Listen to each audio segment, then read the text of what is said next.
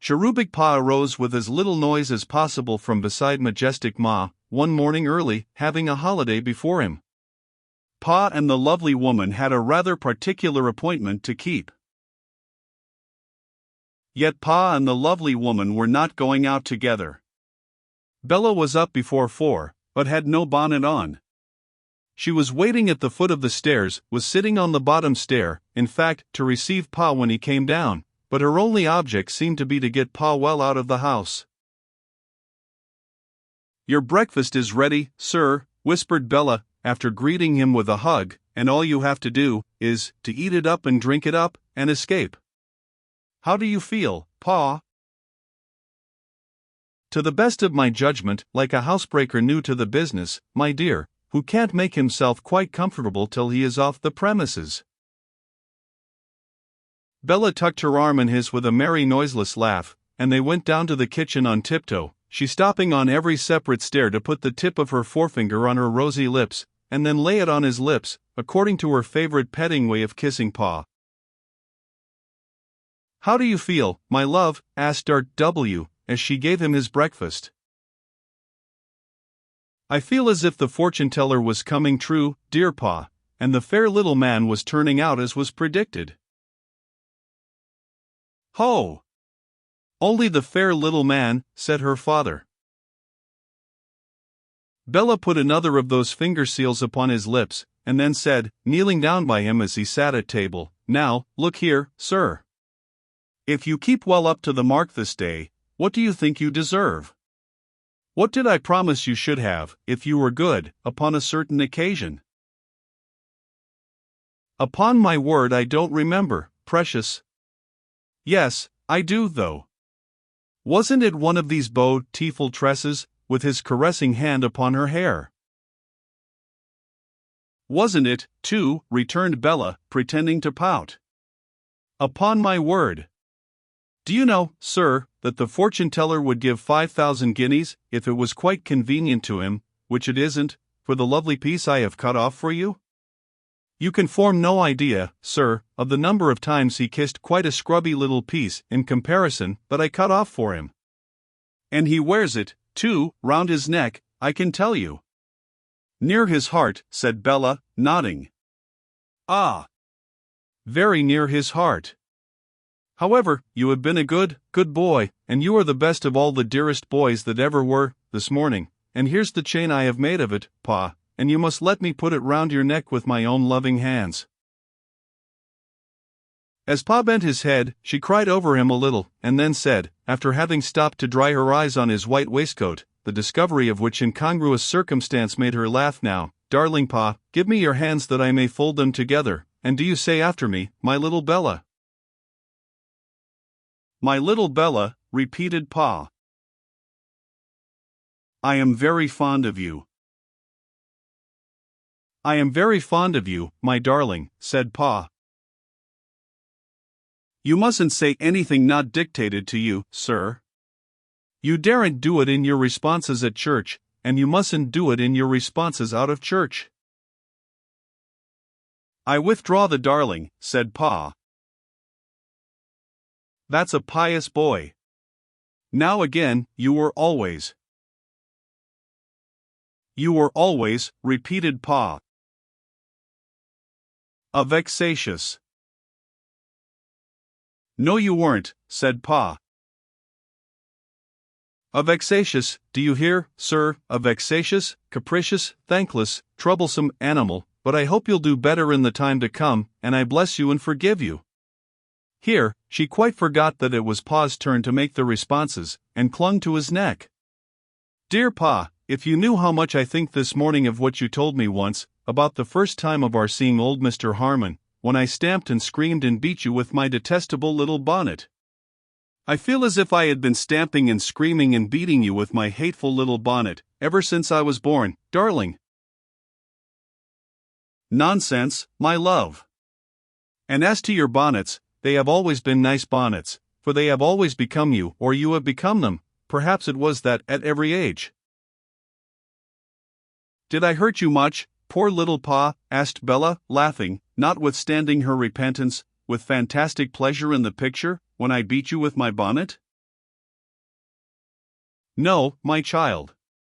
Wouldn't have hurt a fly. But I am afraid I shouldn't have beat you at all, unless I had meant to hurt you, said Bella. Did I pinch your legs, Pa? Not much, my dear, but I think it's almost time I. Oh, yes, cried Bella. If I go on chattering, you'll be taken alive. Fly, Pa, fly. So, they went softly up the kitchen stairs on tiptoe, and Bella with her light hand softly removed the fastenings of the house door, and Pa, having received a parting hug, made off. When he had gone a little way, he looked back. Upon which, Bella set another of those finger seals upon the air, and thrust out her little foot expressive of the mark. Pa, in appropriate action, expressed fidelity to the mark, and made off as fast as he could go. Bella walked thoughtfully in the garden for an hour and more, and then, returning to the bedroom where Lavvy the irrepressible still slumbered, put on a little bonnet of quiet, but on the whole of sly appearance, which she had yesterday made. I am going for a walk, Lavvy, she said, as she stooped down and kissed her. The irrepressible, with a bounce in the bed, and a remark that it wasn't time to get up yet, relapsed into unconsciousness, if she had come out of it. Behold Bella tripping along the streets, the dearest girl afoot under the summer sun. Behold Pa waiting for Bella behind a pump, at least 3 miles from the parental roof-tree. Behold Bella and Pa aboard an early steamboat for Greenwich. Were they expected at Greenwich? Probably. At least, Mr. John Rokesmith was on the pier looking out, about a couple of hours before the Coley, but to him Gold Dusty, little steamboat got her steam up in London. Probably. At least, Mr. John Rokesmith seemed perfectly satisfied when he descried them on board. Probably. At least, Bella no sooner stepped ashore than she took Mr. John Rokesmith's arm, without evincing surprise, and the two walked away together with an ethereal air of happiness which, as it were, wafted up from the earth and drew after them a gruff and glum old pensioner to see it out.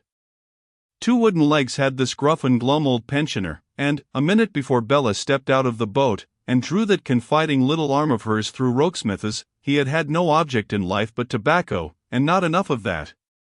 Stranded was gruff and glum in a harbor of everlasting mud, when all in an instant Bella floated him, and away he went. Say, cherubic parent taking the lead, in what direction do we steer first? With some such inquiry in his thoughts, Gruff and Glum, stricken by so sudden an interest that he perked his neck and looked over the intervening people, as if he were trying to stand on tiptoe with his 2 wooden legs, took an observation of R.W. There was no first in the case, Gruff and Glum made out. The cherubic parent was bearing down and crowding on direct for Greenwich Church, to see his relations. 4. Gruff and Glum, though most events acted on him simply as tobacco stoppers, pressing down and condensing the quids within him, might be imagined to trace a family resemblance between the cherubs in the church architecture, and the cherub in the white waistcoat. Some remembrance of old Valentine's, wherein a cherub, less appropriately attired for a proverbially uncertain climate, had been seen conducting lovers to the altar, might have been fancied to inflame the ardor of his timbered toes. Be it as it might, he gave his moorings the slip, and followed in chase. The cherub went before, all beaming smiles. Bella and John Rokesmith followed, Gruff and Glum stuck to them like wax. For years, the wings of his mind had gone to look after the legs of his body, but Bella had brought them back for him per steamer, and they were spread again. He was a slow sailor on a wind of happiness, but he took a crosscut for the rendezvous, and pegged away as if he were scoring furiously at cribbage. When the shadow of the church porch swallowed them up, victorious Gruff and Glum likewise presented himself to be swallowed up. And by this time the cherubic parent was so fearful of surprise, that, but for the 2 wooden legs on which Gruff and Glum was reassuringly mounted, his conscience might have introduced, in the person of that pensioner, his own stately lady disguised, arrived at Greenwich in a car and griffins, like the spiteful fairy at the christenings of the princesses, to do something dreadful to the marriage service. And truly he had a momentary reason to be pale of face, and to whisper to Bella, "You don't think that can be your ma, do you, my dear, on account of a mysterious rustling and a stealthy movement somewhere in the remote neighborhood of the organ, though it was gone directly and was heard no more. Albeit it was heard of afterwards, as will afterwards be read in this veracious register of marriage. Who taketh? I, John, and so do I, Bella. Who giveth? I, R.W. Forasmuch, Gruff and Glum, as John and Bella have consented together in holy wedlock, you may, in short, consider it done, and withdraw your 2 wooden legs from this temple. To the foregoing purport, the minister speaking, as directed by the rubric, to the people, selectly represented in the present instance by G and G, above mentioned. And now, the church porch having swallowed up Bella Wilfer forever and ever, had it not in its power to relinquish that young woman, but slid into the happy sunlight, Mrs. John Rokesmith instead. And long on the bright steps stood Gruff and Glum, looking after the pretty bride, with a narcotic consciousness of having dreamed a dream. After which, Bella took out from her pocket a little letter, and read it aloud to Pa and John, this being a true copy of the same. Dearest Ma, I hope you won't be angry, but I am most happily married to Mr. John Rokesmith, who loves me better than I can ever deserve, except by loving him with all my heart. I thought it best not to mention it beforehand, in case it should cause any little difference at home. Please tell darling Pa. With love to Lavvy. Ever dearest Ma, your affectionate daughter, Bella, P.S. Rokesmith. Then, John Rokesmith put the Queen's countenance on the letter when had her gracious majesty looked so benign as on that blessed morning, and then Bella popped it into the post office, and said merrily, Now, dearest Pa, you are safe, and will never be taken alive. Pa was, at first, in the stirred depths of his conscience, so far from sure of being safe yet, that he made out majestic matrons lurking in ambush among the harmless trees of Greenwich Park, and seemed to see a stately countenance tied up in a well-known pocket handkerchief glooming down at him from a window of the observatory, where the familiars of the Astronomer Royal nightly outwatched the winking stars.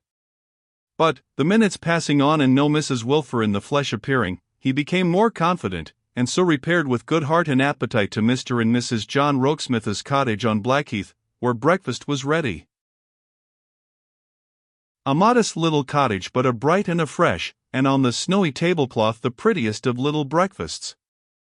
In waiting, too, like an attendant summer breeze, a fluttering young damsel, all pink and ribbons, blushing as if she had been married instead of Bella, and yet asserting the triumph of her sex over both John and Pa, in an exulting and exalted flurry, as who should say, This is what you must all come to, gentlemen, when we choose to bring you to book. This same young damsel was Bella's serving maid, and unto her did deliver a bunch of keys, commanding treasures in the way of drysaltery, groceries, jams and pickles, the investigation of which made pastime after breakfast, when Bella declared that Pa must taste everything, John dear, or it will never be lucky, and when Pa had all sorts of things poked into his mouth, and didn't quite know what to do with them when they were put there. Then they, all three, out for a charming ride, and for a charming stroll among heath and bloom, and there behold the identical Gruff and Glum with his wooden legs horizontally disposed before him, apparently sitting meditating on the vicissitudes of life. To whom said Bella, in her light-hearted surprise, Oh! How do you do again? What a dear old pensioner you are! To which Gruff and Glum responded that he see her married this morning, my beauty, and that if it warn't a liberty he wished her G in the fairest of fair wind and weather, further, in a general way requesting to know what cheer? And scrambling up on his 2 wooden legs to salute, hat in hand, ship-shape, with the gallantry of a man-of-warsman and a heart of oak. It was a pleasant sight, in the midst of the golden bloom, to see this salt old Gruff and Glum, waving his shovel hat at Bella, while his thin white hair flowed free, as if she had once more launched him into blue water again. You are a charming old pensioner, said Bella, and I am so happy that I wish I could make you happy, too. Answered Gruff and Glum, Give me leave to kiss your hand, my lovely, and it's done. So it was done to the general contentment, and if Gruff and Glum didn't in the course of the afternoon splice the main brace, it was not for want of the means of inflicting that outrage on the feelings of the infant bands of hope. But the marriage dinner was the crowning success, for what had bride and bridegroom plotted to do, but to have and to hold that dinner in the very room of the very hotel where Pa and the lovely woman had once dined together.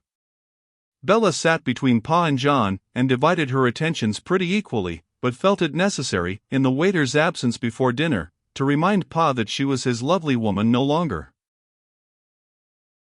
0632M Original. I am well aware of it, my dear, returned the cherub, and I resign you willingly. Willingly, sir? You ought to be broken-hearted. So I should be, my dear, if I thought that I was going to lose you. But you know you are not, don't you, poor dear Pa? You know that you have only made a new relation who will be as fond of you and as thankful to you, for my sake and your own sake both, as I am, don't you, dear little Pa? Look here, Pa. Bella put her finger on her own lip, and then on Pa's, and then on her own lip again, and then on her husband's. Now, we are a partnership of three, dear Pa. The appearance of dinner here cut Bella short in one of her disappearances, the more effectually, because it was put on under the auspices of a solemn gentleman in black clothes and a white cravat, who looked much more like a clergyman than the clergyman, and seemed to have mounted a great deal higher in the church, not to say, scaled the steeple. This dignitary, conferring in secrecy with John Rokesmith on the subject of punch and wines, bent his head as though stooping to the papistical practice of receiving auricular confession. Likewise, on John's offering a suggestion which didn't meet his views, his face became overcast and reproachful, as enjoining penance. What a dinner! Specimens of all the fishes that swim in the sea surely had swum their way to it, and if samples of the fishes of divers colors that made a speech in the Arabian Nights, quite a ministerial explanation in respect of cloudiness, and then jumped out of the frying pan, were not to be recognized, it was only because they had all become of one hue by being cooked in batter among the whitebait. And the dishes being seasoned with bliss, an article which they are sometimes out of, at Greenwich, were of perfect flavor, and the golden drinks had been bottled in the golden age and hoarding up their sparkles ever since. The best of it was, that Bella and John and the cherub had made a covenant that they would not reveal to mortal eyes any appearance whatever of being a wedding party. Now, the supervising dignitary, the Archbishop of Greenwich, knew this as well as if he had performed the nuptial ceremony. And the loftiness with which His Grace entered into their confidence without being invited, and insisted on a show of keeping the waiters out of it, was the crowning glory of the entertainment. There was an innocent young waiter of a slender form and with weakish legs, as yet unversed in the wiles of waiterhood, and but too evidently of a romantic temperament, and deeply, it were not too much to add hopelessly, in love with some young female not aware of his merit. This guileless youth, descrying the position of affairs, which even his innocence could not mistake, limited his waiting to languishing admiringly against the sideboard when Bella didn't want anything, and swooping at her when she did. Him, His Grace the Archbishop perpetually obstructed, cutting him out with his elbow in the moment of success, dispatching him in degrading quest of melted butter, and, when by any chance he got hold of any dish worth having, bereaving him of it, and ordering him to stand back. "Pray excuse him, madam," said the Archbishop in a low stately voice, "he is a very young man on liking, and we don't like him." This induced John Rokesmith to observe, by way of making the thing more natural, "Bella, my love, this is so much more successful than any of our past anniversaries, that I think we must keep our future anniversaries here." Whereunto Bella replied, with probably the least successful attempt at looking matronly that ever was seen, "Indeed, I think so, John, dear."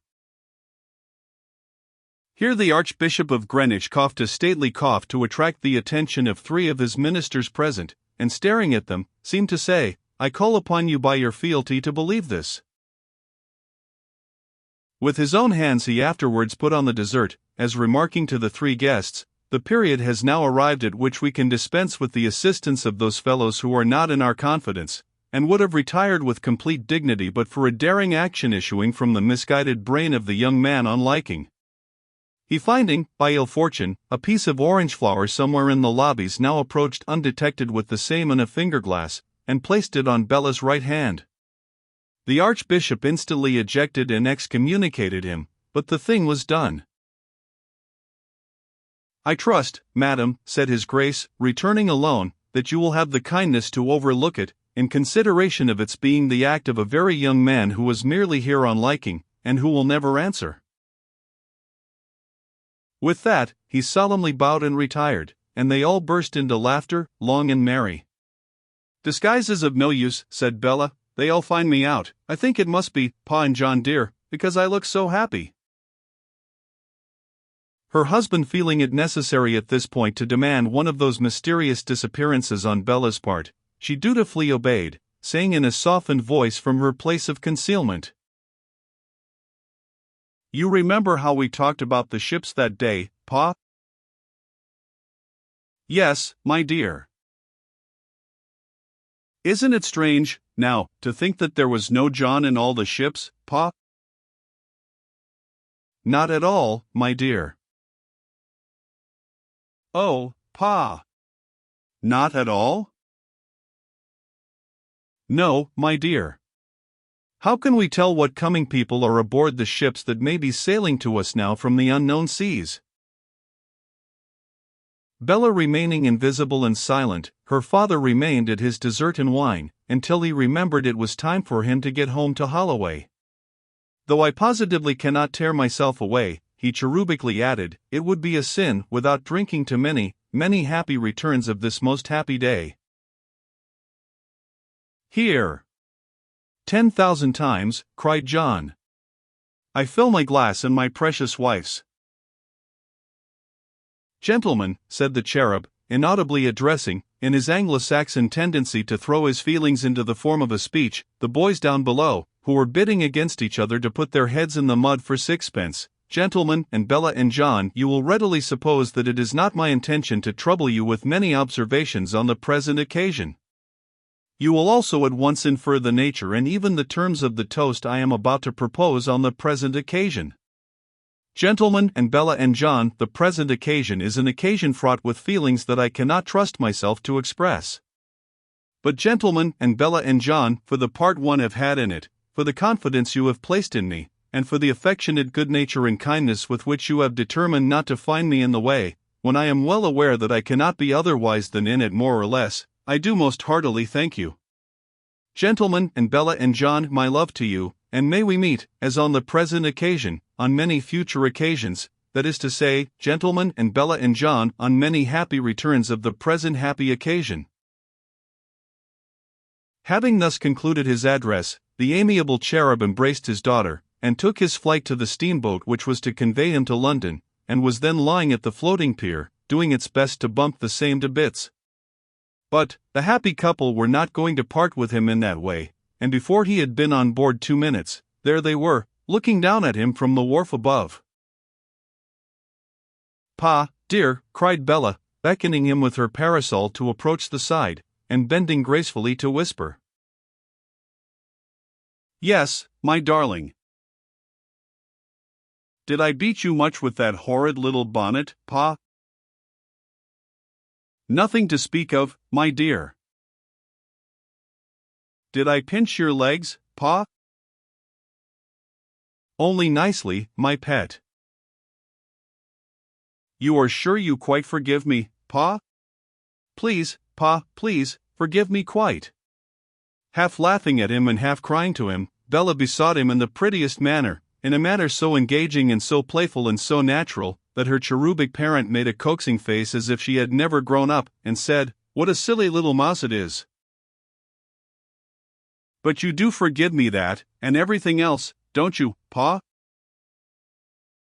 "Yes, my dearest." "And you don't feel solitary or neglected, going away by yourself, do you, Pa?" "Lord bless you! No, my life." "Goodbye, dearest Pa, goodbye." "Goodbye, my darling. Take her away, my dear John. Take her home." So, she leaning on her husband's arm, they turned homeward by a rosy path which the gracious sun struck out for them in its setting. And oh, there are days in this life and worth death. And oh, what a bright old song it is, that oh, 'tis love, 'tis love, 'tis love that makes the world go round.